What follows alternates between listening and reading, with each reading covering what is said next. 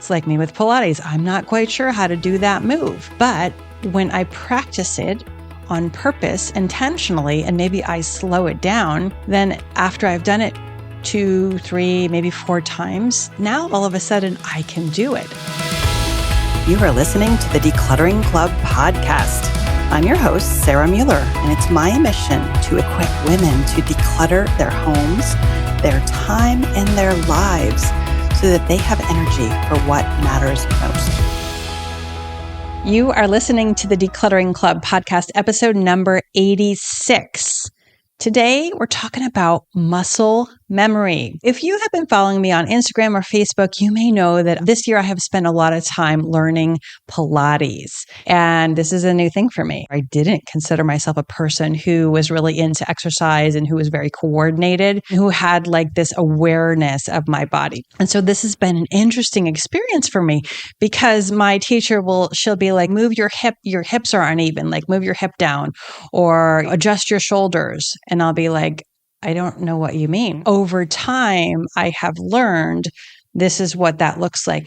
This is what she means when she says, do X, Y, Z. And usually the first time she gives me a new instruction, I don't really know what it's like. I'll look in the mirror and I'll like move my arm or my leg or whatever, and I'll put it where she wants it to go. But then the next time she says the same thing the next day or the next week, my body knows what that feels like. My body is learning what it feels like to do this plank or to do this exercise.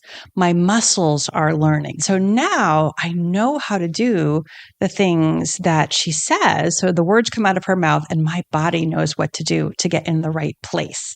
And so that is muscle memory kicking in. And it's pretty cool.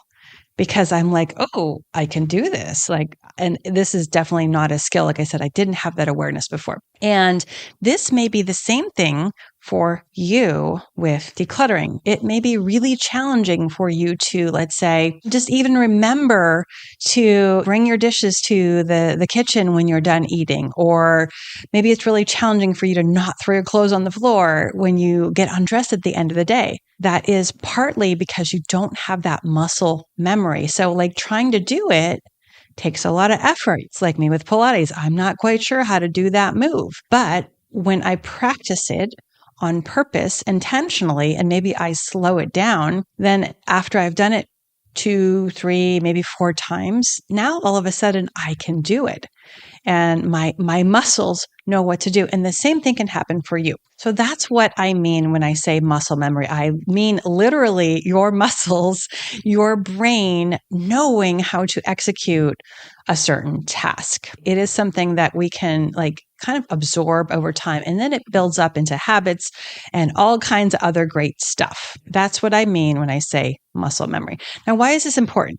Well, it's important because if we don't have that muscle memory for a task that we want to do, is really hard. Super hard to do a plank if you've never done one before. Even if you're super strong, it's still hard to do because your body doesn't know what to do. Same thing for organizing or decluttering or doing some maintenance. If you've never done it before, or if you only do it kind of intermittently, you have to think really hard and you might feel clumsy and awkward. You're like, I don't know if I'm doing this right. You may have to consult your instructions over and over again.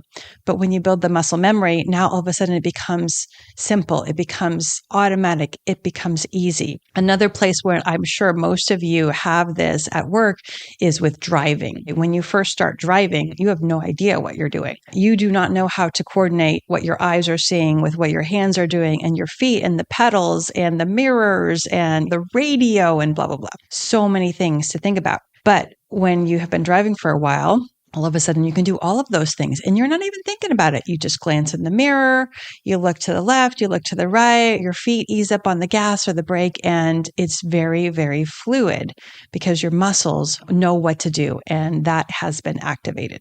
So that's an area where you probably have that in place. And you can substitute any of the other things that you can do on autopilot. Muscle memory and actually executing the physical movements is a big part of creating that. And it's really, really powerful.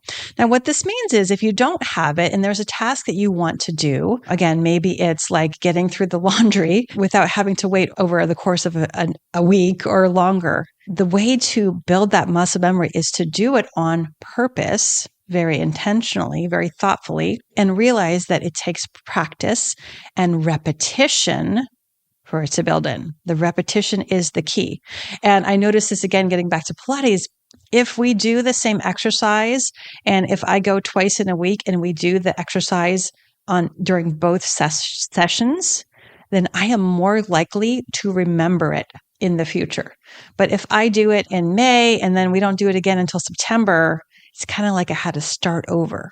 So you want that closely spaced repetition. That practice needs to happen sooner rather than later so that you build the muscle memory. Otherwise, you're kind of starting over when you get back to it. It doesn't necessarily count the same. Let's say you did it 10 times in an hour and then you don't do it again for another month. It's not going to give you the same effect as if you do it 10 times over the course of 10 days. You need a little bit of a distance between your repetitions in order for it to really sink in, but you don't want a lot of distance. Now, muscle memory is going to serve you or your family, your kids, your spouse, whoever is doing these tests is going to serve you so well in all of these little household things. This is why I tell you that I firmly believe that a decluttered home is way easier to maintain than one with clutter. And you may look at someone who has a decluttered house and you may think, oh my gosh, they spend so much time keeping things this way. Well, it's not true because they probably have the muscle memory in place and they have these automatic habits so that their home just doesn't really get that messy or cluttered to begin with. And part of that is habits. Some people have less stuff than others. Some people have less attachment than others. But part of it is just those habits. And that's where muscle memory can make it really easy to keep up with things. So if you don't have that built in for something that you want to develop yet, don't worry about it. Just keep on practicing. I also think this is really helpful when we're thinking about how do I get my kids to like declutter? How do I get my kids to keep up with their rooms? Now, I get this question a lot. We had this question on a coaching call inside the membership recently. And my answer is always like, they probably aren't going to have the same priorities as you are. They don't care. Like if they don't mind a messy room and you do, like we can't make them care. Their feelings and their thoughts about their room belong to them. And I never want to get in the way of that. I don't want to make them care. However, what we can do is we can have them go through the motions. We can have them do the job of folding the laundry, putting away the laundry. A great example of this in my house is my kids. We have just always taken off our shoes when we come home. So then they come home, they come into the garage, they take off their shoes. They're not thinking about it. Nobody is telling them. There's no sign. They just do it because they always have. That is really deeply ingrained in them. Now, are they perfect about it? No, they're not. And actually, recently, one of my kids just started coming in the house with the shoes on. And I was like, what the heck? What's going on? And I don't know why he did that. So it does require a little tune-up from time to time. We do still need to be aware, but that's just not a task that I ever remind my kids about, because they have that muscle memory built in. And so that's what I want us to focus on, especially when we're working with kids or we're encouraging others to do things. Don't worry about how they feel about it. Just encourage them to go through the motions. So for me, it's like with my kids, hey, go and get all the trash out of your room. I see a couple cups in your room. Bring down the cups over and over and over again. The trash can is full in your room. Empty your trash. Over and over and over again. And so now they're building the muscle memory. It doesn't matter how they feel about it as long as they do it. Their attitude isn't really important. Now, do I want them to have a good attitude? Of course I do. But I'm not going to dictate how they feel. The only thing that is going to do is cause them to just hide their feelings from me. And I don't want that at all.